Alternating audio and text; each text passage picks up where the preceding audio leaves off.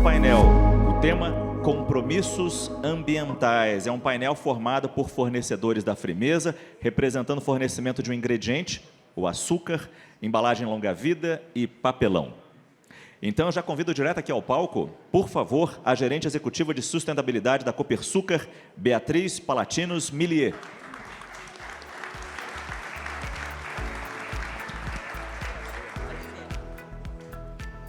A gerente de sustentabilidade do SIG Group Brasil, Isabela Demarque. Então, vai. Prazer, muito obrigado. E o gerente de responsabilidade ambiental da Klabin, Henrique Luvson Gomes da Silva.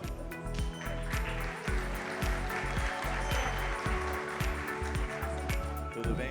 Muito obrigado, prazer, por favor. Então, eu já peço direto para a Beatriz. Deixa eu ver se a Beatriz é a primeira a fazer. Eu acho que sim, né, Beatriz? Sim, a Beatriz é a primeira a apresentar a sua fala ali, onde quiser, fica à vontade. Muito obrigada. Primeiro, eu queria dizer que é um prazer aqui, em nome da Copersucar, estar aqui no evento da Frimeza. Eu acho que isso daqui mostra o quanto a Frimeza está comprometida realmente com o tema. E é sempre um prazer poder falar um pouquinho de ESG e, principalmente, ligando aqui o que normalmente eu falo, que ninguém faz sustentabilidade sozinho, ninguém faz ESG sozinho, é tudo uma reação em cadeia.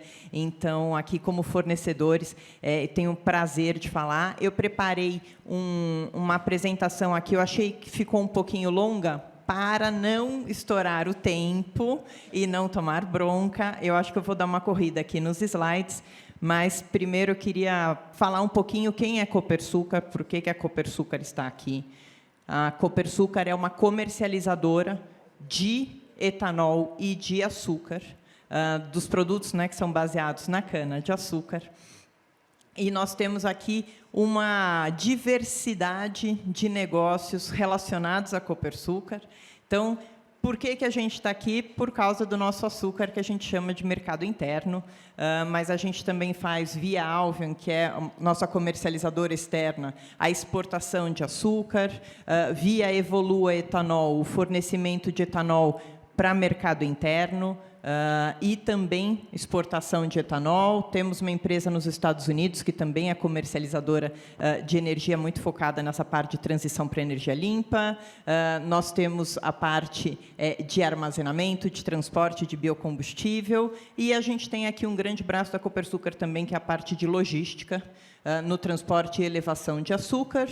Temos um percentual ainda grande do Centro de Tecnologia Canavieira, que é um centro de pesquisa sobre cana-de-açúcar, como que a gente pode... É um centro que mostra muito aquela parte que a gente chama de intensificação sustentável, como produzir mais com menos.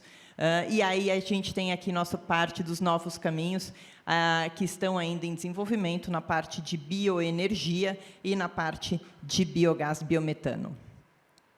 Bom, a Copersucar, como eu disse, é uma comercializadora que tem um perfil um pouquinho diferente, porque nós somos muito ligados às usinas. As nossas usinas associadas, né, as usinas são associadas à Copersucar, são também shareholders da Copersucar.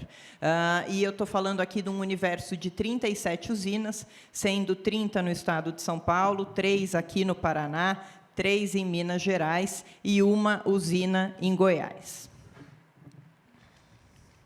Nós temos aqui os terminais de transporte, isso daqui eu vou passar um pouquinho mais rápido.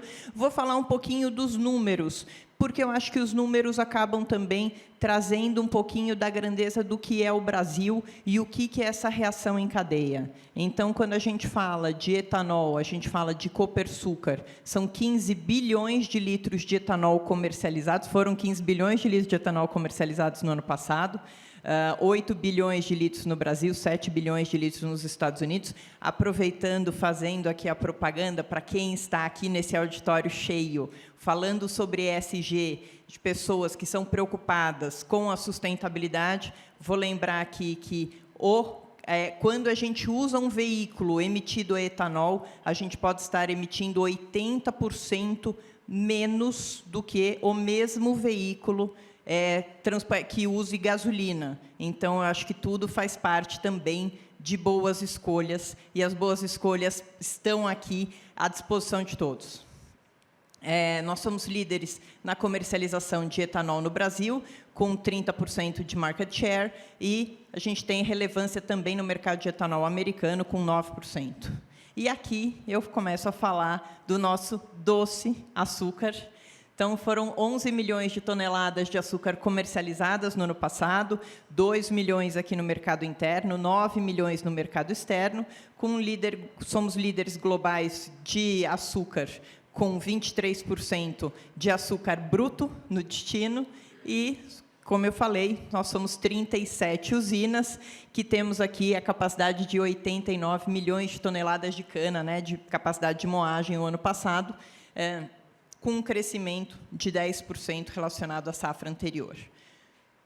O que isso significa? Isso significa que a gente contribui para vários pontos. Por exemplo, no programa de biocombustível aqui no Brasil, que é o programa RenovaBio, nós já contribuímos com 5 milhões de CBIOs. O que significa isso? Nós contribuímos para a retirada de 5 milhões de toneladas de CO2 da matriz de transporte. Então, aqui nos Estados Unidos, nós fazemos a parte de comercialização de gás natural, que é uma transição energética muito importante para os Estados Unidos. Aqui no Brasil, o Brasil já está muito adiantado na sua matriz energética e já tem aqui um perfil diferente. Aqui a gente começa a falar de pontos que já foram mencionados hoje, aqui ao longo dessa manhã, muito rica de discussões. Então, a gente fala um pouco da importância das certificações. Então, só para trazer aqui uma ideia de números para vocês, só ano passado a gente produziu 1,4 milhão de toneladas de açúcar certificado via Bom Sucro. Bom Sucro é a certificação de cana-de-açúcar mais famosa e mais reconhecida no mundo, e nós somos um dos líderes de volume de açúcar Bom Sucro. O que isso traz de importância? Isso traz a importância de uma série de métodos e de compromissos na produção da cana-de-açúcar, na produção do açúcar, com auditorias, com reconhecimento. Então, esse daqui é um ponto que a gente se orgulha. Além disso, a gente tem aqui 1,6 milhão de metros cúbicos de etanol produzido na certificação MET Japão, mais a certificação americana, o EPA, a gente tem 1,2 milhão de metros cúbicos também de etanol produzido, e ainda a certificação da Califórnia, que é o CARB, que é o programa da Califórnia para redução de emissões. Nós falamos em sustentabilidade na Copersucar há muito tempo. Em 2009, quando muitas empresas ainda estavam começando a pensar em falar sobre isso, a Copersucar já lançou o seu primeiro relatório de sustentabilidade no padrão GRI. A partir do ano que vem, esse relatório vai ter uma periodicidade anual, porque hoje ainda são em anos alternados. Inclusive, eu convido a todos a buscarem na página da Copersucar o nosso relatório, para ter uma ideia, porque nós somos uma comercializadora, mas temos muita ligação com quem está no campo, e em todo o caminho eu acho que é bacana saber um pouquinho o que tem acontecido. A gente também faz a publicação das nossas emissões no Registro Público de Emissões, seguindo aqui o Programa Brasileiro do GHG Protocol. Nós temos aqui uma série de stakeholders, que são as nossas conexões e que são quem nos cobram e quem a gente também acaba cobrando, né? Quando a gente vê ali, desde 1972, a evolução do que virou, né, o termo que depois a gente passou a chamar de sustentabilidade, e depois, um pouco mais para frente, principalmente quando os bancos entraram na jogada, quando o Pacto Global entrou na jogada e a gente passou a chamar de ESG, a gente fala cada vez mais com os stakeholders, e é isso que eu acabei de falar. A gente não consegue fazer sustentabilidade sozinho, a gente tem que estar conectado, e eu acho que isso daqui mostra muito esse evento que a Frimeza preparou aqui, porque é essa conexão de várias partes da cadeia. A gente tem aqui o Acordo de Paris, eu acho que todo mundo já leu sobre, já ouviu falar sobre. É o maior acordo global que a gente tem, que está vigente. O Brasil tem compromissos bastante ambiciosos e a gente acredita que a gente tem muito a contribuir com isso também. A gente, como produtor de bioenergia e de um alimento muito natural e que é feito seguindo os melhores padrões de produção e que é feito com muita tecnologia na produção, desde o campo até o processamento e o transporte, porque eu acho que todos precisamos nos unir para a gente conseguir chegar a esses compromissos, para que a gente possa ter uma economia realmente de baixo carbono e que a gente possa ter os compromissos que os 195 países signatários acreditam que a gente vai conseguir chegar. E eu também acho, eu acho que o Brasil também desponta. Eu tenho 30 segundos, mas eu juro que eu vou correr aqui no final. Eu acho que o grande desafio hoje no mundo, a gente pode ver em todos os tipos de publicações, é como que cada um faz a sua parte para que a gente chegue num mundo que seja cada vez melhor e que nos permita, né, essa habilidade de nos sustentar. Nos 3 pilares, quando a gente usa, né, o triple bottom line da sustentabilidade, e, principalmente, eu acho que o ESG trouxe uma parte que é fundamental, que é a governança, né? Como é que a gente comprova isso, como é que a gente engloba maneiras seguras e corretas da gente chegar nessas metas. Deixa eu correr aqui, antes de estourar o tempo aqui também dos meus colegas. Então, a gente coloca aqui para a gente as partes principais aqui. No E, o ponto principal que a gente trabalha é o carbono, e a gente trabalha isso via o biocombustível, o etanol, via açúcar. Então, a gente tem buscado produzir cada vez mais o açúcar com menos emissões de carbono atreladas, via o biometano, que é um biogás, que o setor sucroenergético tem um potencial gigantesco de produção e de fornecimento desse biogás, absolutamente renovável e limpo, via a nossa logística. Então, nós temos trabalhado também em maneiras de reduzir as emissões atreladas ao transporte.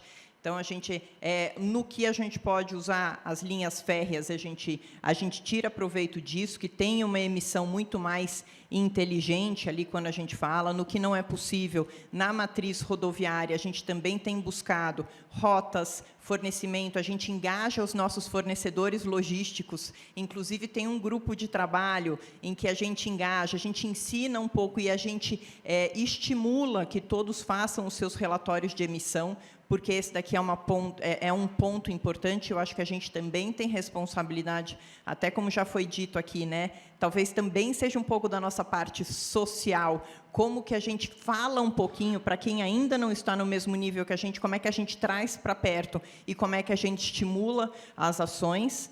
Em mercado de carbono, seja o mercado de carbono, que o Brasil ainda não tem um mercado regulado, mas seja em todas as formas de mercado de carbono, quanto na descarbonização da energia. No social, falando aqui pela Copersucar, nos anos 22 e 23, nós tivemos 13 projetos apoiados, a gente tem ainda 10 em andamento. São projetos que vêm caminhando há muitos anos, desde a formação da Copersucar. Todas as usinas também fazem projetos maravilhosos nas suas zonas de impacto. Então, esse daqui é muito importante, mas eu trouxe aqui os dados só nossos da comercializadora. Então, aqui mais de 1.800 pessoas beneficiadas aqui nesse biênio, né, 22, 23. Aqui algumas das entidades que a gente apoia e que estão com a gente nesse projeto. Então, a gente tem o Conecta há quase 10 anos, que é um projeto muito voltado para a capacitação, porque a gente acredita que a capacitação e a educação das pessoas permite que elas se desenvolvam também e acessem e vão crescendo, e crescendo renda, crescendo acesso, cresce também a preocupação, né? A pessoa acaba criando espaço para se preocupar também com outras pontas importantes, assim como com as questões ambientais. E A questão de governança, nós temos um comitê de sustentabilidade que é diretamente ligado ao Conselho de Administração. Nós temos metas executivas voltadas para a sustentabilidade, porque isso daqui mostra todo o compromisso da empresa e como que isso tem que ser atrelado ao sucesso da empresa. A gente tem que direcionar a empresa. A gente sabe para onde que a ponta ali do navio tem que apontar e a gente vai todos juntos, porque isso daqui é muito ligada à nossa auto-administração, estão todos muito conectados com esse pensamento. Nós temos inúmeros grupos de trabalho dentro da Copersucar que tratam o tema de sustentabilidade de ESG, inclusive com outras partes da nossa cadeia.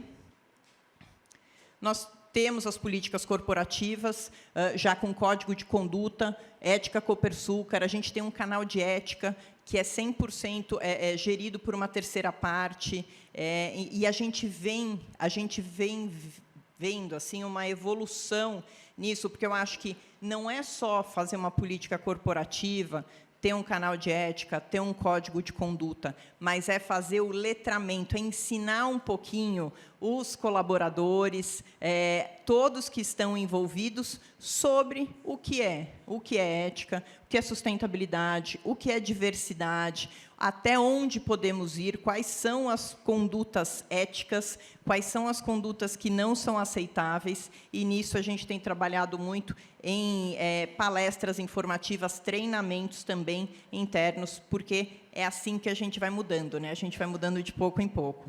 E também uma matriz de risco ESG em construção, porque a gente precisa ter essa clareza de quais são as vulnerabilidades. Mas, para a gente chegar lá, a gente precisa ter dados, a gente precisa olhar para dentro para entender o perfil correto e aí a gente ir aparando as arestas e corrigindo os caminhos. Obrigada. Muito obrigado, Beatriz. Agora vamos ouvir Isabela Demarque, do SIG Group Brasil. Por favor. Obrigada. Aqui está o passador. Está ali, ó. Como é que funciona? QR Code já aparece na tela, então já podem mandar perguntas. E aqui a luz. Tá bom. Obrigada. Bom dia a todos. É um prazer estar aqui com vocês. Obrigada à Frimeza pelo convite. Bom, sustentabilidade. A SIG é uma empresa suíça. Esse ano a gente completa 170 anos. A SIG é uma empresa especializada em sistemas e soluções de embalagem. Temos cerca de 9.000 colaboradores espalhados em 40 países, clientes aí em mais de 100 países. E sustentabilidade faz parte do nosso DNA. A gente olha para isso há bastante tempo. Deixa eu trocar aqui de lado. Desde 2016, a SIG tem como meta ser uma empresa de impacto positivo. O que significa isso? Devolver mais para a sociedade e para o meio ambiente do que a gente retira. Como é que a gente faz isso? Hoje a gente tem 4 grandes pilares de atuação. Um pilar é clima. Então, quando a gente fala de mudança climática, está todo mundo olhando para esse tema, a gente quer tirar mais carbono da atmosfera do que a gente emite. A gente não quer apenas neutralizar as nossas emissões, a gente quer ser carbono positivo, tirar mais carbono. Hoje, a gente já trabalha 100% com energia renovável. A gente tem uma meta de ter pelo menos 10% de energia solar aqui. A gente tem uma planta aqui em Campo Largo. Ano passado, a gente instalou 7.000 painéis solares na nossa planta. Era todo o espaço que a gente tinha, todo o teto, todo estacionamento ali, mas olhando para essas metas de como reduzir as emissões no nosso processo produtivo. Uma outra meta que a gente tem muito ambiciosa é floresta. A nossa embalagem, a gente faz caixinhas, as caixinhas longa-vidas, ela é feita 75% de papel. O papel é a nossa principal matéria-prima. A gente já trabalha com 100% do papel certificado, FSC, a Klabin está aqui, é um dos nossos fornecedores. E a gente tem uma meta de além. A gente quer garantir 650.000 hectares de florestas restauradas no mundo. Isso significa quase 650.000 campos de futebol de florestas que vão ser restauradas até 2030. A gente, ano passado, firmou uma parceria global com uma ONG que chama WWF. Temos o primeiro projeto com eles no México e estamos agora buscando outros projetos para expandir, para chegar nessa meta tão ambiciosa. Um outro pilar é alimento. Quando a gente fala de alimento, a gente tem uma caixinha que preserva o alimento sem necessidade de refrigeração. A gente tem um processo de envase que preserva, né? A gente tem uma perda muito pequena no nosso processo de envase, e a gente busca também iniciativas, né? Um exemplo, a gente tem um projeto hoje em Bangladesh, que é um projeto piloto, que chama Cartons for Good, que a gente desenvolveu uma máquina de envase, como a gente tem na Frimeza, como a gente tem nos nossos clientes, que fica num container. E a gente compra o excedente de pequenos produtores rurais, aquele alimento que eles não conseguem armazenar e não conseguem comercializar. A gente leva para essa unidade móvel, transforma em refeições, receitas locais, envasa na nossa caixinha e distribui esses alimentos nas escolas. Então, é uma forma da gente trabalhar ajudando os pequenos produtores, evitando o desperdício de alimento e também trabalhando para nutrição infantil. E um outro pilar, que é o que eu vou falar mais aqui hoje, que é recurso. Quando a gente fala de recurso, a gente quer garantir recursos, né, para as futuras gerações, a gente olha tanto para melhores matérias-primas, como para o descarte, para o desafio que a gente tem hoje da circularidade. Eu vou mostrar um vídeo um pouquinho para vocês.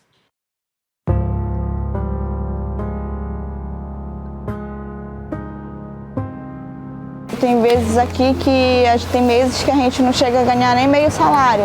Aí tem meses que você ganha mais, tem meses que você ganha menos, é uma dificuldade, né? Porque você tem suas despesas, tem filho para dar de comer, tem vestir, calçar. Eu tenho momentos assim que você até se entristece com isso, né? Porque eles veem a gente como um lixo. E a gente não é lixo.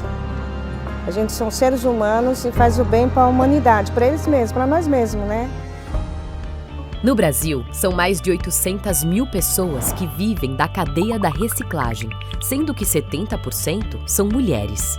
Praticamente 500 mil de guerreiras, onde a grande maioria não está vinculada a associações e cooperativas que garimpam nos resíduos seus rendimentos para alimentar suas famílias. Como então podemos criar condições mais justas de trabalho, promover um ambiente mais seguro e saudável e agregar mais valor para a cadeia da reciclagem? É preciso investir nas pessoas, processos e produtos que promovam a criação do círculo virtuoso da reciclagem ética. Mas o que seria então a reciclagem ética? Parte do protagonismo das indústrias em investir em uma nova experiência de produção, consumo, descarte e reciclagem pela lente da inovação circular, que para a SIG significa apostar numa nova cadeia de valor, liderada por parceiros que são verdadeiros agentes de transformação. Para o consumidor consciente, a relação com as marcas não termina na compra. Parceiros como Menos um Lixo, Taca no Mapa e Soma vão informar, sensibilizar, engajar e recompensar quem praticar o descarte responsável. Já na dimensão da coleta, triagem e destinação, o programa Recicleiros Cidades vai capacitar e estruturar cooperativas em parceria com o poder público e a iniciativa privada, garantindo assim rastreabilidade dos resíduos e padrões de saúde e segurança internacionais. E a partir da nova tecnologia de reciclagem desenvolvida pela SIG, o setor vai viver um processo de inovação disruptiva. Resultado? As embalagens cartonadas vão ganhar uma nova percepção de valor. Para a indústria da reciclagem, é contar com insumos mais sustentáveis, que vão economizar água, energia, emissões e matéria-prima. Para as marcas, é aderir à agenda ESG sem fazer qualquer mudança no seu paradigma operacional, simplesmente colocando produtos na prateleira que são bons para os negócios e melhor ainda para o planeta. Para o consumidor, é escolher por produtos que preservam a natureza e vão ajudar a gerar empregos formais e renda para comunidades vulneráveis. Para as catadoras, é incremento de renda direto pelo aumento do valor final das embalagens cartonadas no mercado. Acho que a sociedade deveria conscientizar da separação da reciclagem para nós. Ter mais consciência também do que está colocando para a gente triar. Eu tenho orgulho de ser catadora. A gente passa na rua, as crianças saem para fora como se nós fôssemos super-heróis.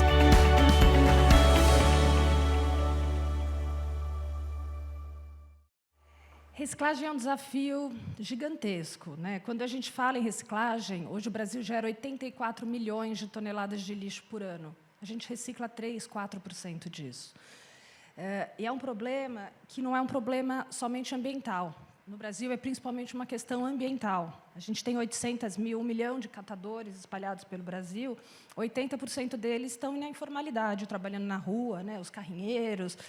Tem gente trabalhando em lixão. A gente ainda tem muitos municípios que ainda destinam, né, os resíduos para lixões e não para aterro sanitário. Então, é um desafio sistêmico. Então, para a gente olhar para esse desafio, a gente tem que olhar para todos os elos da cadeia.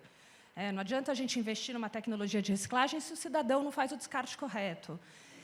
E a gente tem uma estratégia da SIG, né, que a gente chama a nossa estratégia de circularidade, que a gente quer, o nosso objetivo é criar uma cadeia de reciclagem ética. Hoje a gente tem parceiros que trabalham com a gente tem clientes, a gente tem parceria com o governo, aqui com o governo do Paraná, com prefeituras, que a gente está olhando para todos esses elos da cadeia. Então, a gente tem uma parceria com Menos um Lixo, que ajuda muito a gente com comunicação. Eles estão desenvolvendo um projeto piloto agora que chama Taca no Mapa, que vai usar a tecnologia do Google para ter acesso à informação, para as pessoas saberem onde recicla, como recicla. A gente tem uma parceria com uma startup de impacto que chama Soma Vantagens, que é uma parceria também aqui com o governo, né, com a CEDEST, aqui do Paraná. Vocês já devem ter visto aqui por Curitiba uns containers amarelos, a gente tem no Batel, tem no SIC, tem no mercado municipal, onde as pessoas entregam as embalagens, trocam essas embalagens, e eles recebem, todas as embalagens são doadas para uma cooperativa, então recebe desde óleo de cozinha, lixo eletrônico, todos os tipos de embalagem. Essas embalagens, as pessoas vão pontuando, vão acumulando pontos e trocam esses pontos por recompensas, que podem ser alimentos, podem ser cursos, podem ser créditos no Uber. Então, é uma forma de incentivar aquela pessoa a ter repetidamente aquele ato e isso se tornar um hábito, né? A gente fala da mudança do comportamento. Não adianta a gente ter um cidadão educado, consciente, se não tem infraestrutura, né? Se a gente não tem política pública, se não tem aonde ele descartar. Então, a SIG é o investidor semente de um programa que chama Recicleiros Cidades, é uma parceria com uma ONG que chama Recicleiros, que a gente está junto com a Frimeza também investe no programa. Hoje, a gente tem 40 empresas investindo nesse programa com a gente, 40, 60 empresas. Aqui, no Paraná, a gente tem uma cooperativa do programa em Campo Largo. Hoje, a gente está em 14 municípios do Brasil, com uma meta de chegar em 60 municípios até o fim de 2027. E a gente olha com muito cuidado para a forma de trabalho desses cooperados, com a estrutura dessa cooperativa, ergonomia, equipamentos de segurança, a garantia dos direitos, remuneração justa, né, INSS. Então, como eu brinco, eu falo, eu quero que os catadores que trabalham nas cooperativas trabalhem nas mesmas condições de trabalho que o funcionário da SIG. Hoje, a gente tem o nosso time da SIG de saúde e segurança, trabalhando junto com recicleiros para desenvolver os protocolos. Assim, os catadores aqui, eles têm ginástica laboral com os mesmos fornecedores que fazem ginástica laboral para os nossos funcionários na SIG. Então, como a gente consegue... E a gente tem toda a rastreabilidade desse processo. A gente está implementando agora um sistema da SIG digital de rastreabilidade para colocar dentro desse processo, porque a gente está construindo, vai construir, uma planta de reciclagem também. A nossa embalagem hoje é feita de 75% de papel, 20% de plástico, 5% de alumínio. Hoje, como é que funciona a reciclagem? A reciclagem, você separa a camada de papel da mistura de plástico e alumínio, e hoje a gente está com uma nova tecnologia desenvolvida aqui no Paraná, desenvolvida por um professor do Paraná, que a gente investiu aí nos últimos 5 anos, numa planta piloto para testar, e vamos investir agora numa fábrica que vai fazer a separação das camadas de plástico e alumínio, né, para a gente conseguir valorizar essa embalagem, e valorizando essa embalagem, poder remunerar melhor a cadeia e gerar mais interesse da cadeia em trabalhar com o nosso material. Então, e olhando para produto, né? Então, a gente tem que, o desafio é tão grande que a gente tem que olhar para todos os elos e tem que engajar com outras empresas e outros parceiros, governos. E só para finalizar, quando a gente fala em produto, né, a gente fala... as embalagens das nossas caixinhas já são sustentáveis por natureza, né? Como eu falei, ela tem 75% de papel, um papel certificado. A gente faz estudos de análise de ciclo de vida, quando compara as nossas embalagens com outros tipos de embalagem. Então, quando a gente fala, por exemplo, a nossa embalagem com suco ou uma garrafa de vidro não retornável, a gente chega até a ter 70% menos emissões do que uma garrafa de vidro, e a gente tem esse estudo comparado com outros tipos de materiais. Ela é totalmente reciclável e ela é fabricada hoje 100% com energia renovável. Então, quando a gente fala de sustentabilidade, é uma jornada que exige tempo, paciência e exige muita colaboração, né? Então, eu acho que é maravilhoso estar aqui com um cliente como a Frimeza, com fornecedores, discutindo esse tema, porque eu acho que a gente tem desafios muito grandes pela frente e a gente só vai gerar impacto se a gente trabalhar conjuntamente. Obrigada, gente. Muito obrigado. Obrigado, Isabela Demarque. Agora vamos ouvir direto o Henrique Luvson Gomes da Silva, representando a Klabin. Manda sua pergunta pelo QR Code que aparece na tela, antes que ele comece a apresentação dele. 10 minutos, Henrique, por favor.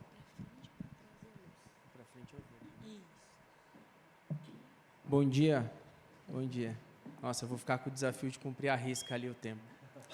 Primeiramente, eu gostaria de agradecer a Frimeza, né, um importante cliente nosso. E quando eu venho participar de um evento desse, eu começo a conectar, e saindo um pouco do que eu tinha preparado para apresentar, a importância que tem isso de mostrar que existe uma cadeia toda de produção sustentável, né? A hora que a Sodexo começou a apresentar, eu falei, a Sodexo é nosso parceiro, eles trabalham em facilities com a gente, né? Nós somos fornecedores da SIG, nós também somos fornecedores da Frimeza, e nós temos um bom desempenho em sustentabilidade. A SIG tem excelente desempenho em sustentabilidade. Dali, Frimeza, que também é uma excelente fabricante com excelente desempenho em sustentabilidade. Da Frimeza, supermercado, né? Do supermercado para todos nós, né? Consumidores. E aí entra um papel importante nosso, né? Se o consumo nosso for consciente e se as embalagens que estão nos produtos forem tratadas por nós da maneira correta, ou seja, destinadas para onde tem que ser, essa embalagem, no nosso caso, a embalagem de papel, volta para onde? Para os catadores, para as cooperativas, e chega de novo na Klabin, na reciclagem do papel, onde nós somos um dos maiores recicladores de papel do Brasil. Além disso, quem somos? 23 unidades industriais, sendo uma delas na Argentina, mais de 25 mil colaboradores, 4 unidades de negócio, nós produzimos papel, celulose, embalagem, papéis reciclados e sacos industriais, e somos a primeira empresa, deixa eu sair da frente, do setor de papel e celulose a obter a certificação FSC, porque, além disso, nós somos uma indústria de árvores, né? Árvores plantadas. E vou destacar que nós não temos operações na região da Amazônia, né? Nós estamos muito localizados no sul de São Paulo, Paraná, Santa Catarina e no norte do Rio Grande do Sul. Nossos produtos vêm de florestas plantadas. Olhando um pouquinho a questão ambiental, hoje não basta apenas a gente falar e apenas mostrar os nossos indicadores. Nós temos que ter compromissos públicos e mostrar com transparência como que é a abordagem do ESG ou do ASG. E eu trouxe alguns dos compromissos importantes, né? Dow Jones Sustainability Index, estamos há 3 anos na carteira do Dow Jones, eu acredito que hoje é a avaliação em sustentabilidade mais importante mundialmente. CDP, o CDP, antigamente ele se chamava Carbon Disclosure Project, hoje ele é um grande programa de avaliação de empresas, né? Os investidores utilizam muito essa avaliação, e nós temos a honra de poder falar que nós estamos no AAA List, que mostra que nós temos liderança na gestão de florestas, na gestão de água e mudanças climáticas. O EASY, nós estamos pelo 9º ano consecutivo nesse índice de sustentabilidade, atendemos aos estándares do SASB e trago dois importantes compromissos. O primeiro deles é o Science Based Target. O que é o Science Based Target? As nossas metas ligadas a mudanças climáticas, elas têm que estar alinhadas com a ciência, para que elas atendam ao Acordo de Paris, igual foi comentado, manter o aquecimento global limitado a 2 graus e, preferencialmente, limitado a 1,5 graus. E a EcoVadis. A EcoVadis é um grande parceiro da Klabin, onde nós temos 2 tipos de parceria.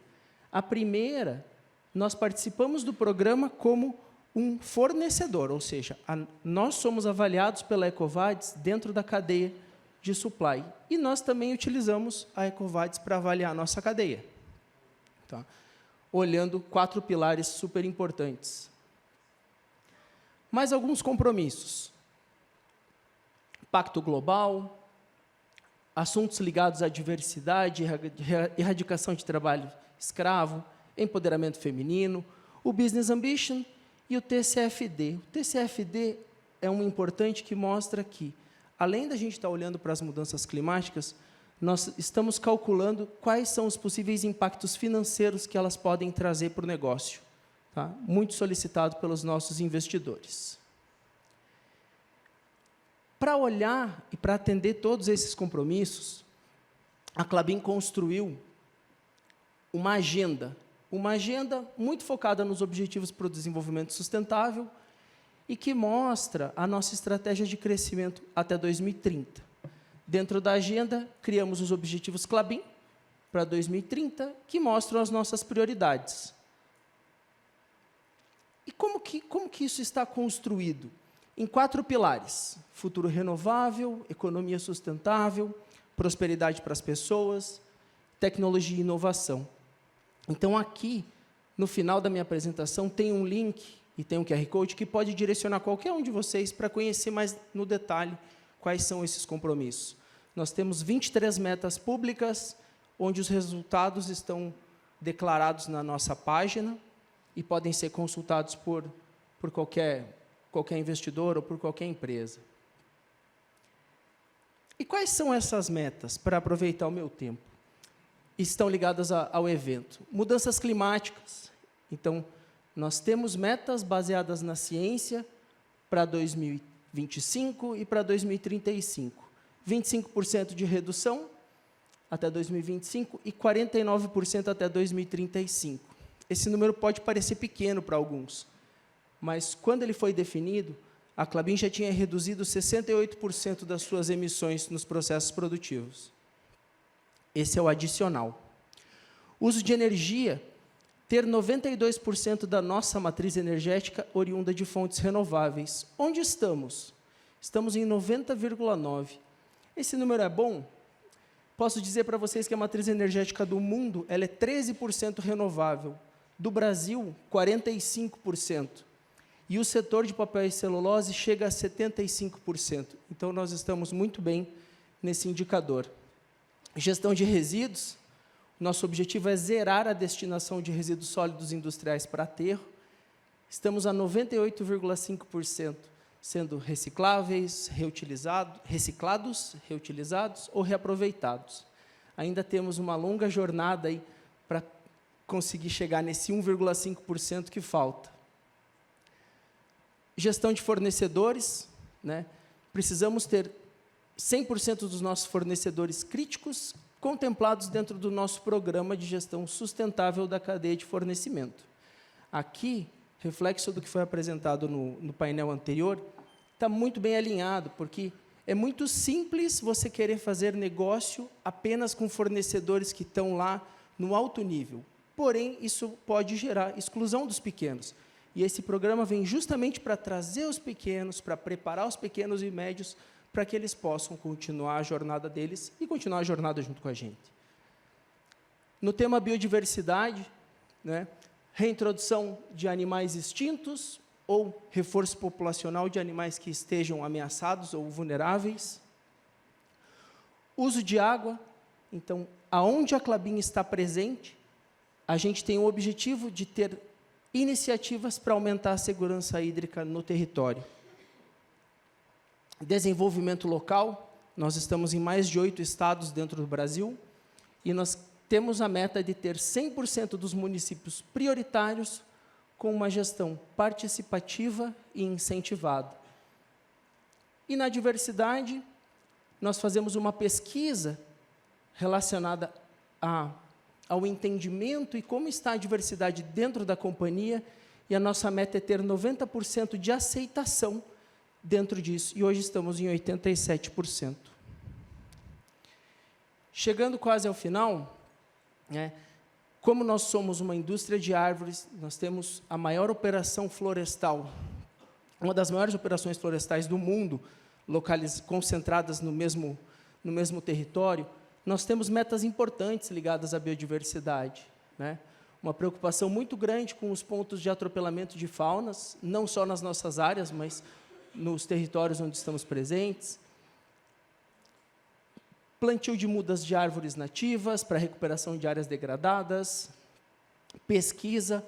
Nós mantemos pelo menos 6 pesquisas ativas sobre estudos de conservação. Uso de energia, né, nós não somos autossuficientes na geração de energia. Então, o que a gente compra de energia do grid, a nossa meta é ter ela 100% renovável e certificada. Uso de água. As nossas operações florestais, elas precisam estar sobre um manejo hidrossolidário. O que é isso? É um método que a Klabin desenvolveu para garantir que a nossa produção florestal não impacte na disponibilidade hídrica da microbacia onde estamos envolvidos. Redução do consumo de água, esse é um clássico dentro da indústria. Cases de economia circular junto aos nossos clientes. E pelo menos 30% da nossa liderança ser do gênero feminino. E, por fim, para finalizar, todas as informações da Klabin, elas são transparentes. Nós temos um grande painel. Esse painel ele é classificado das diferentes formas. Então, investidores que querem ver de acordo com as normas do GRI, eles conseguem. Se eles querem verificar via SASB, conseguem. Se querem ver só os indicadores do CDP ou do TCFD, eles têm toda essa flexibilidade. Isso, além de mostrar transparência, ajuda muito, né, no relacionamento, seja com clientes ou fornecedores ou investidores, para que facilite a coleta de dados deles. E é isso, pessoal. Muito obrigado. Muito obrigado, Henrique. Obrigado. Vamos começar aqui as perguntas, já começaram a chegar no meu telefone. Só para destacar algumas aqui que acho que eu não vi muito na apresentação. Começo com você, Beatriz. A gente sabe como o mercado pode ser cruel com as empresas que fingem ser verdes, fazem o greenwashing, resumidamente. É fácil reconhecer isso? E eu pergunto para você, olhando a sua cadeia de produção, é fácil reconhecer isso e punir, tentar consertar, dialogar com esses fornecedores, com esse integrante dessa cadeia de produção? Bom, excelente pergunta. Greenwashing, eu acho que é a pior das realidades e o pior dos temas que a gente pode lidar dentro da sustentabilidade, né? Quando uma empresa se aproveita, veste uma carapuça que não convém, que não condiz com a realidade. Eu acho que um dos pontos principais para a gente lidar, né, para a gente poder reconhecer o greenwashing, é a gente buscar um pouquinho mais de informações, que tipo de indicadores que levaram aquela empresa a dizer que ela é sustentável e por que ela é sustentável, né? E aí a gente vai no segundo passo, ok, os indicadores fazem sentido. E que tipo de evidências demonstram os resultados?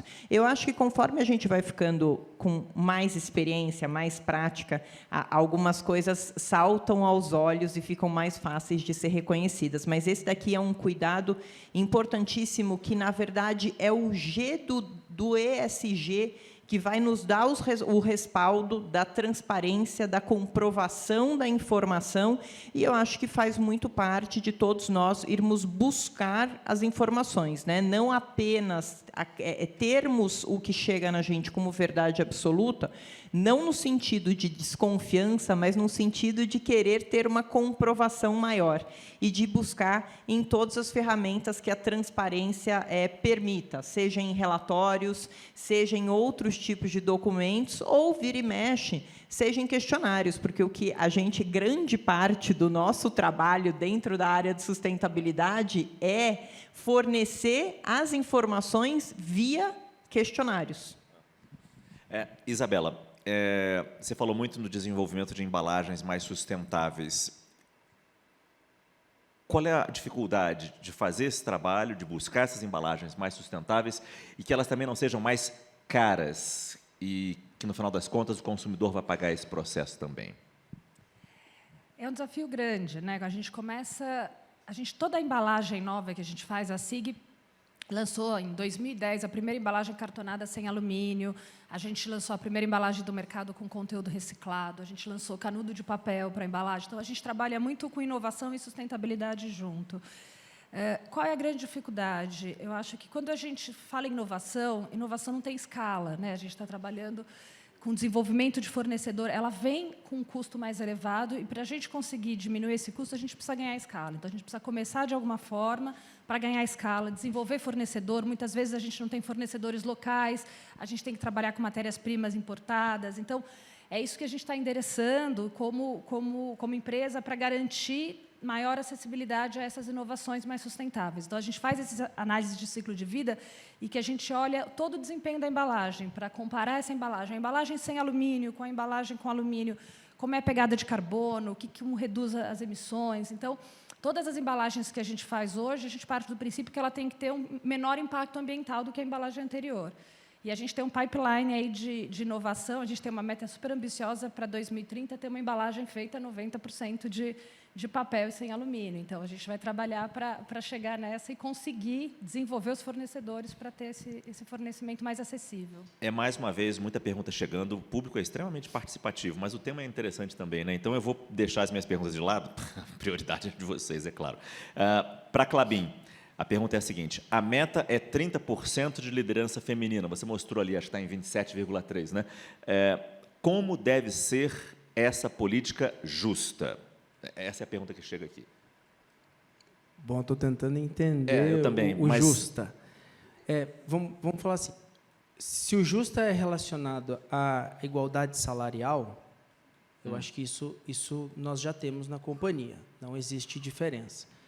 Agora, para poder subir esse indicador, né, não adianta apenas a contratação das lideranças, de forma, sendo elas femininas. A gente precisa fazer um trabalho na base da companhia, que é o que a Klabin vem fazendo, para que a gente tenha a pirâmide até chegar na liderança, para que ela seja representativa, para que a gente não precise trazer só pessoas de fora, porque dentro da companhia, né, é normal as pessoas irem evoluindo cargo a cargo. Então, se você só tem a base feita de homens, vai ser muito difícil chegar na liderança. Então, a Klabin vem fazendo dos dois pontos, né? A gente tem olhado em novas contratações, na questão das lideranças, mas também fazendo todo esse trabalho na base da companhia. Eu acho que é isso mesmo. Para Beatriz, na apresentação foi comentado sobre os negócios em desenvolvimento em biogás e biometano. Quais são os pilares ESG e econômicos destes negócios? Bom, eu posso falar que o que diz respeito à Copersucar, os pilares ESG são os mesmos pilares em todos os tipos de negócios, seja na comercialização de etanol, de açúcar, na parte logística. Então, a gente não diferencia.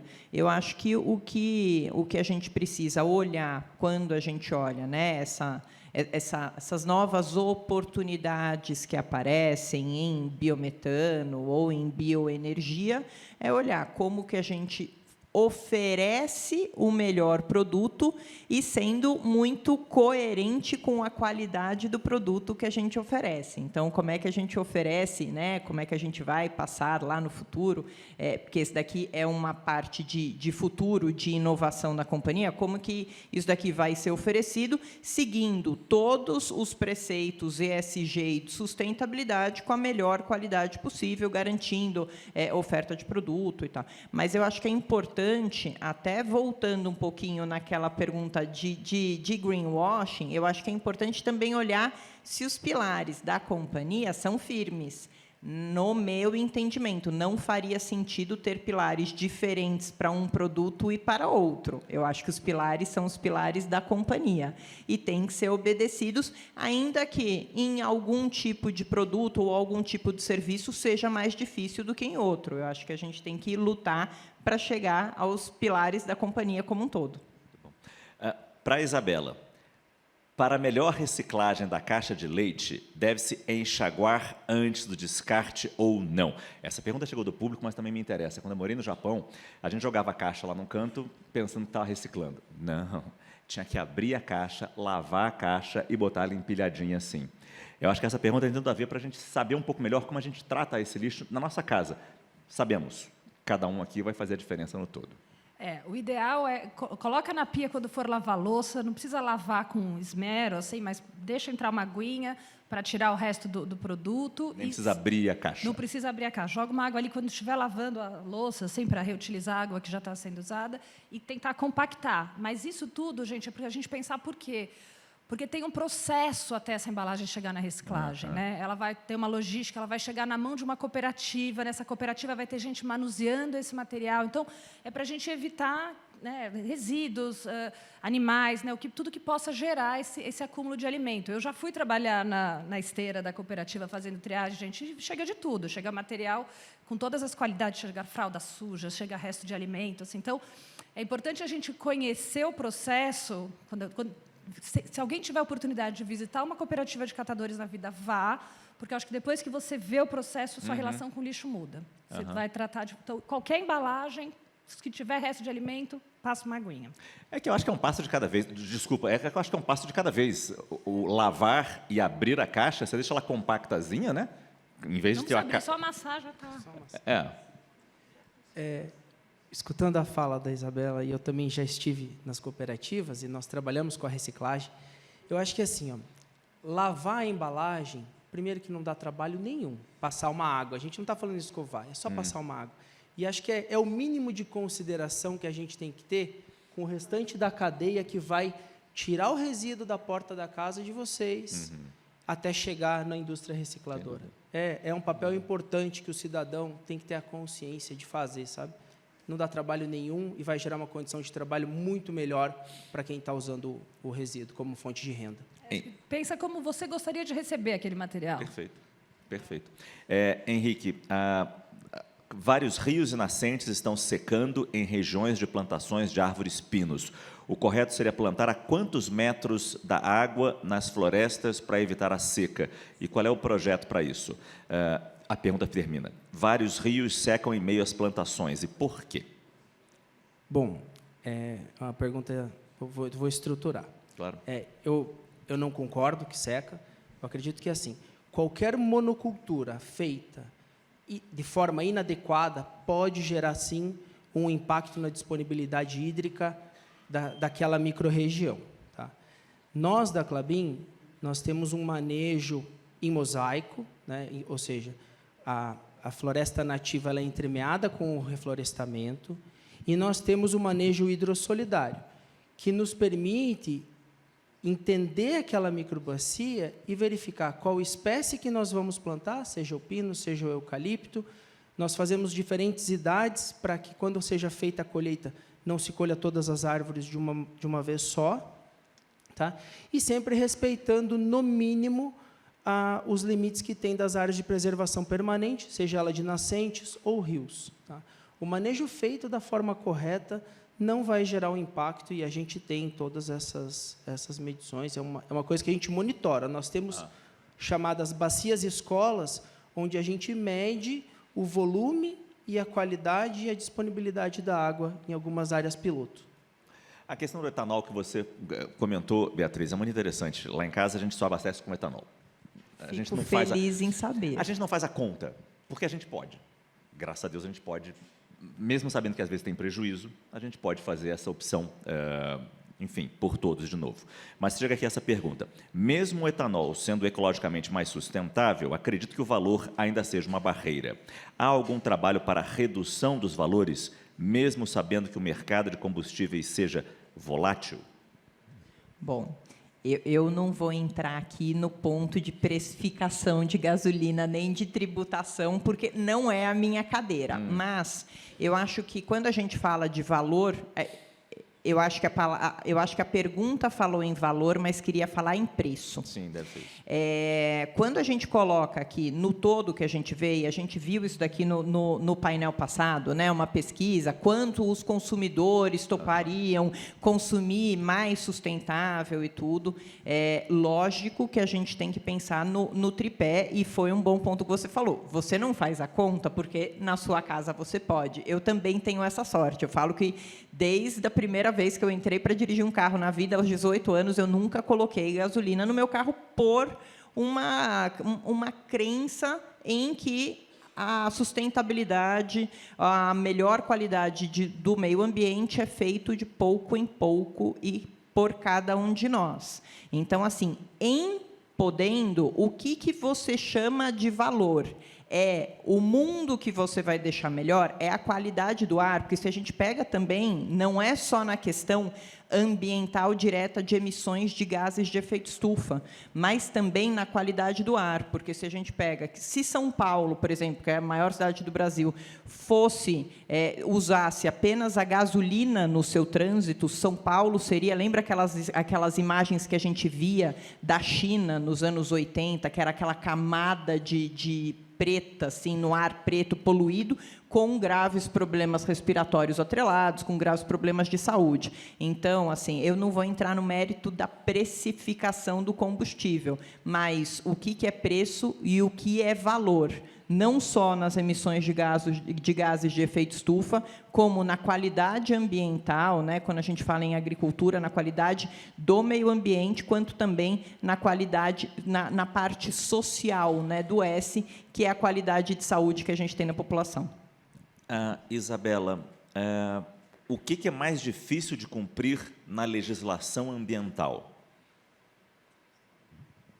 O que é mais difícil de cumprir? Uau! Ainda bem que foi para ela, não foi para mim.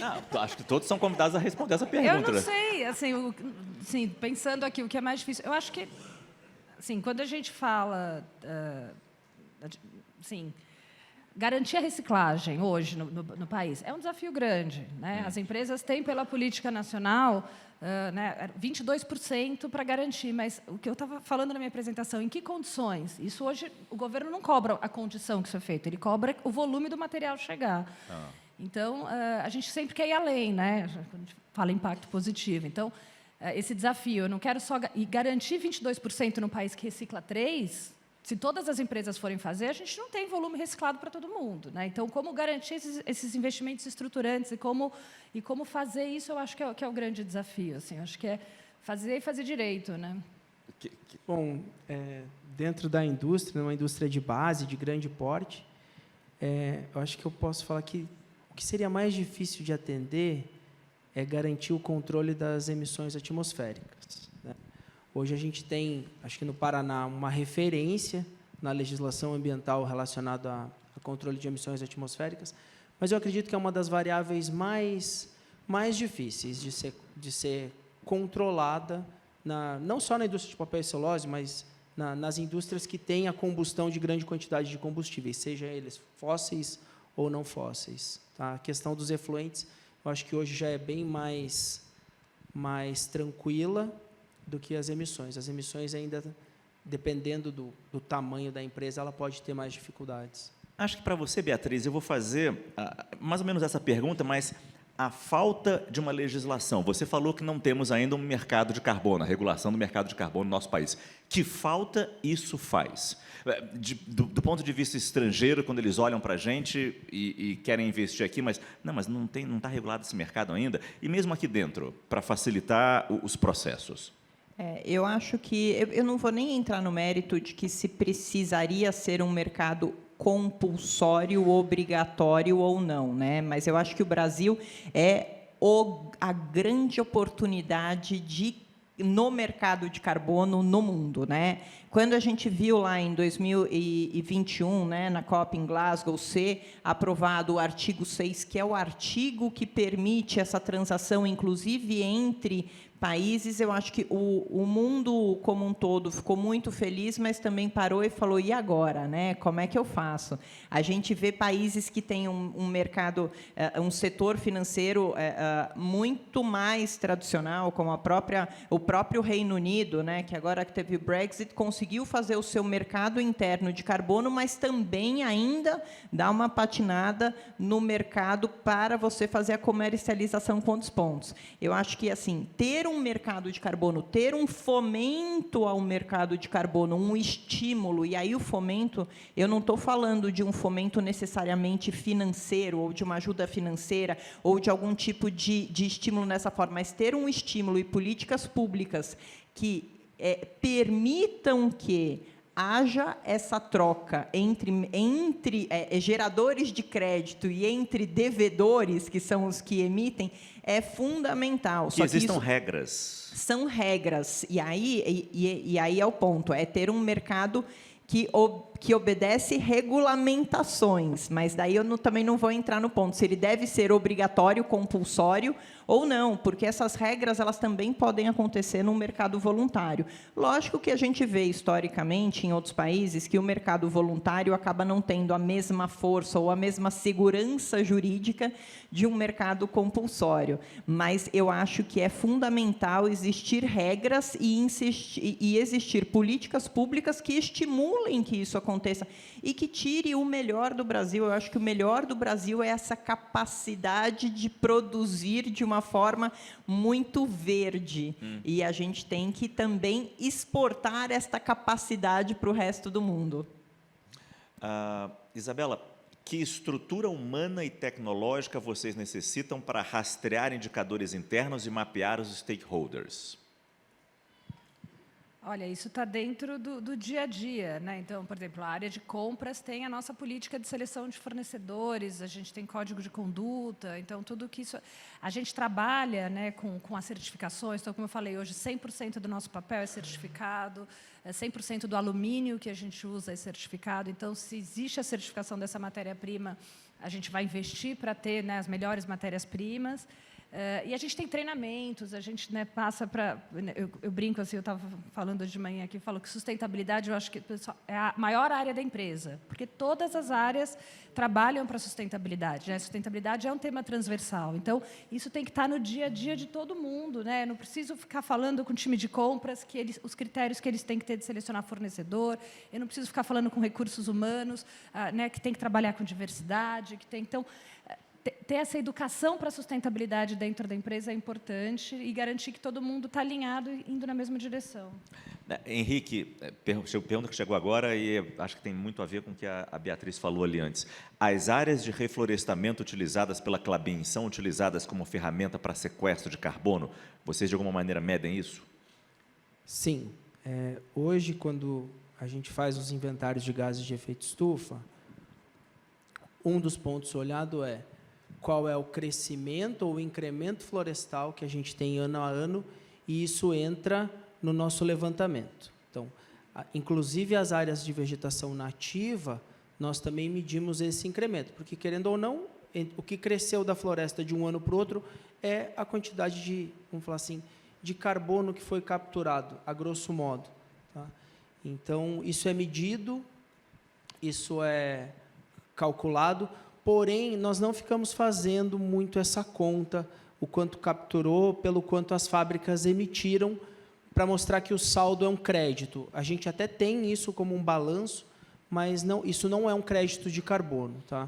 É um ponto bem delicado e tem que tomar muito cuidado com a questão do greenwashing, igual a gente falou. Então, nós não fazemos a divulgação dessa forma. E a questão dos créditos de carbono, eles têm outras metodologias, né? O crédito de carbono precisa de uma questão da adicionalidade daqueles projetos. Então, o reflorestamento, por si só, para produzir papel e celulose, ele não é elegível a crédito de carbono assim, da forma, porque esse é o nosso negócio, né? E o crédito de carbono não pode ser o seu negócio. Beatriz, eu confesso que eu me perdi um pouco nas perguntas, tinha uma boa para você que ainda vou achar. Com relação ao pilar social, como garantir o bem-estar do colaborador? Quais projetos existem para os colaboradores? Segurança, bem-estar, saúde mental. Bom, exatamente todos esses pilares fazem parte do nosso S dentro da Copersucar.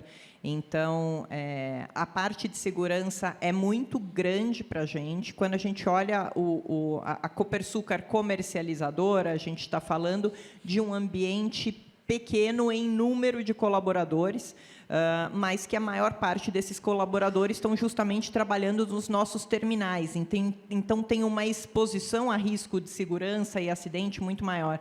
Então, esse daqui é um ponto crucial, que assim, os dias começam com o cuidado e com palestras sobre segurança e terminam dessa forma. É um ponto enorme. A gente está muito feliz, a gente está alcançando aqui todos os nossos recordes em dias sem acidentes. Então, esse é um ponto crucial para a gente. A gente vem trabalhando vários destes temas internamente com os nossos colaboradores e agora a gente vai iniciar um processo maior em saúde mental também. Eu acho que a saúde como um todo ela é muito importante e a Copersucar ela já oferece uma série de auxílios, inclusive auxílio telefônico para médico, para enfermeiro, 100% do tempo, quando precisar, quando estiver se sentindo mal, além de todas as partes de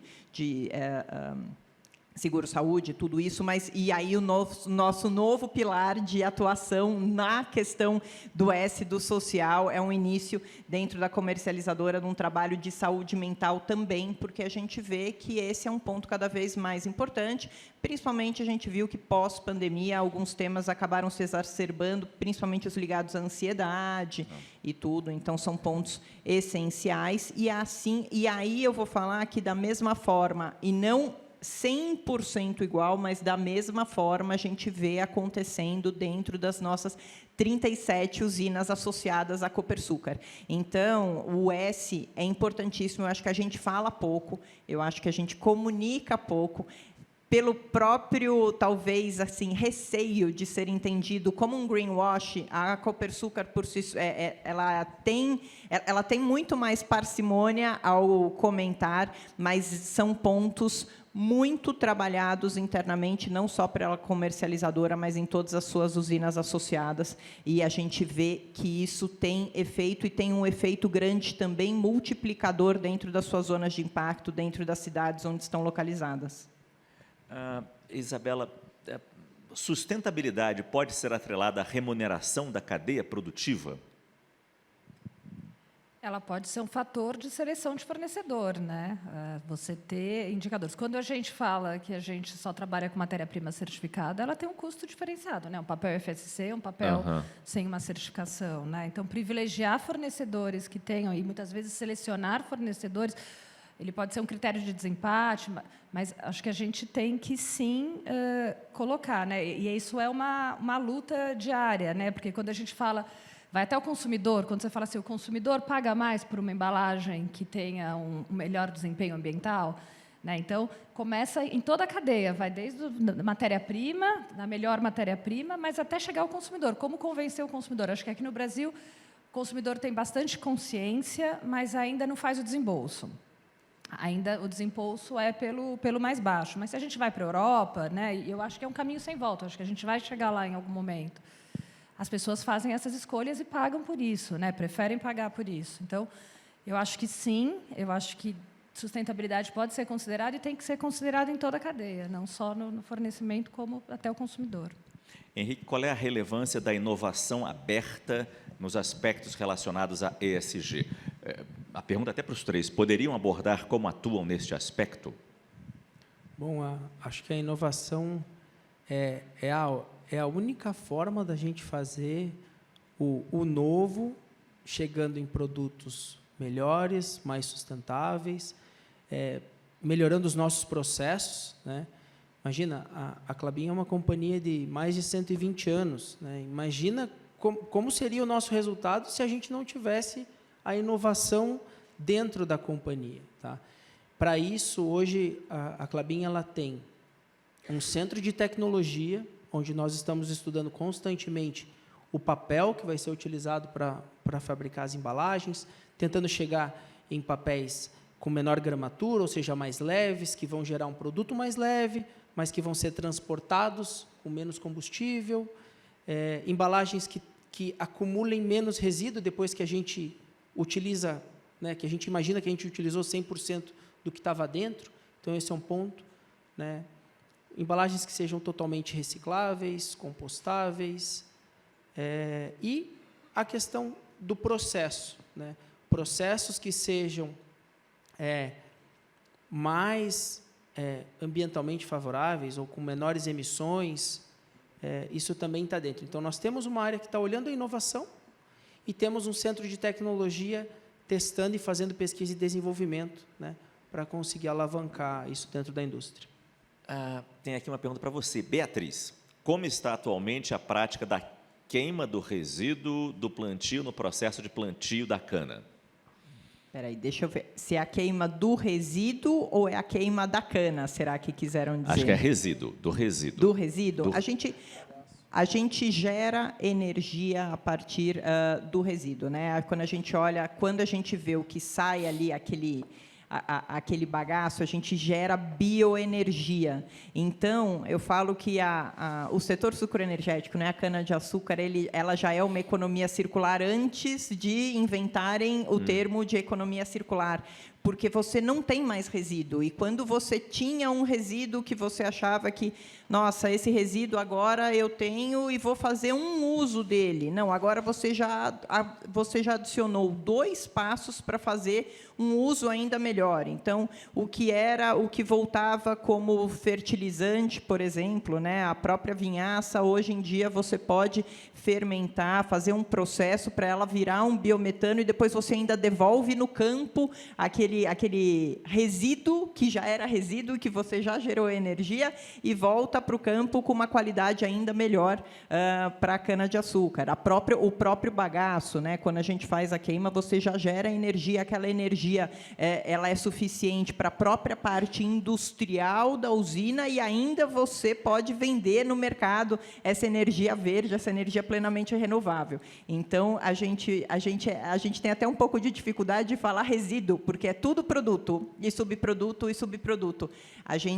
Nesta parte, a gente está tranquila. Se, por um acaso, a pergunta estava querendo dizer sobre a queima, que antigamente quem passava pelas áreas de cana lembrava que a queima da cana-de-açúcar era muito comum para a parte da colheita. Isso daqui, nas usinas Copersucar, acabou. A gente tem aqui 99,9% de mecanização. A gente não queima mais para fazer a colheita, o que trouxe um incremento muito grande também para a parte social e melhorou muito a qualidade de vida do trabalhador.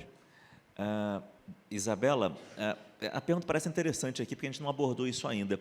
Como vocês enxergam que a TI pode ajudá-los com os objetivos e compromissos de sustentabilidade? Como a gente enxerga aqui o quê? Como vocês enxergam que a TI, tecnologia da informação? Acho que faz parte desse processo de inovação, né? Quando a gente fala... Hoje, dentro da SIG, a gente tem uma área que cuida, que é uma área que a gente chama de Pack Trust, que cuida de toda a parte de digitalização, né? Então, a gente tem isso para os nossos clientes, para controles internos, e a gente está conectando isso com os nossos projetos, né? Então, a gente está colocando essa rastreabilidade digital dentro do processo desse projeto que eu falei para vocês, que é o Recicleiros. Então, olhando ali para ter o controle do caminhão, que bairro que ele passou, como esse material chegou na cooperativa, quando esse material é processado dentro da cooperativa e como ele é vendido. Então, para a gente garantir essa rastreabilidade, né? O que eu brinco que a minha ambição, eu quero chegar, quando eu tiver essa planta operando, eu quero garantir que 100% do volume que eu processo, eu tenho rastreabilidade. E que eu saiba que eu tenho essa cadeia transparente, até para chegar no futuro numa certificação. Hoje, não existe certificação para conteúdo reciclado, né? A gente vê, hoje a gente tem, por exemplo, muitas garrafas PETs, né, utilizando plástico reciclado, e todo louvor. Eu trabalho com embalagem, eu sei quanto é difícil colocar conteúdo reciclado, mas hoje você não tem garantia nenhuma que esse conteúdo reciclado que volta para uma embalagem não teve uma pessoa puxando carroça no meio da rua, não teve uma criança no lixão, a gente não tem o controle dessa cadeia, né? E é essa ambição que a gente quer chegar. E, então, a tecnologia da informação é importantíssima para a gente conseguir garantir a transparência dessa rastreabilidade. Rapidamente, você falou dos recicleiros, e aí a gente sempre lembra como é capenga ainda a coleta de material reciclável no Brasil pelas empresas de limpeza pública. Você tem esse número para a gente?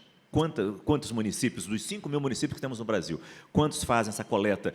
Ou seja, aquele trabalho que eu tenho na minha cozinha de separar esse, não vai tudo no mesmo caminhão? Eu não tenho esse número de cabeça exato, esse número vem crescendo. O que acontece é que, normalmente, nos municípios, isso não é feito na universalidade dos municípios, então é feito em alguns bairros, não é feito em todos os bairros, então a gente ainda tem esse desafio.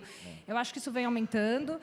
Quando a gente trabalha nesse projeto, a gente trabalha com os municípios, então os municípios eles passam por uma trilha de conhecimento, o município tem que fazer a lei da coleta seletiva, porque daí garante que, quando mudar a gestão, a gente vai continuar com a coleta seletiva. Então, é política pública, né? A gente ficou muito feliz que todos os municípios que a gente entra, o município já faz a lei, e a gente ficou muito feliz com o resultado desse programa, que, em fevereiro, o modelo do programa foi reconhecido no decreto federal, falando de investimento estruturante. Então, o modelo do Recicleiros virou política pública federal. A gente foi lá para Brasília ver o presidente assinar o decreto, foi super emocionante, que é garantir que esse investimento vai dar retorno em 5 anos, trazendo esse material, que a gente consegue fazer o investimento estruturante.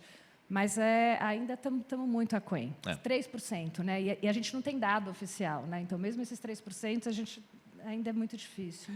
Henrique, a pergunta que acho que a gente está quase terminando o tempo, gente, e aí acho que essa vai ser a última pergunta. Como engajar todas as áreas e lideranças da empresa em cumprir as metas e desafios sustentáveis? Como construir uma cultura sustentável? Bom, a gente passou por esse processo há poucos anos, quando a gente criou aquela a Agenda Klabin 2030.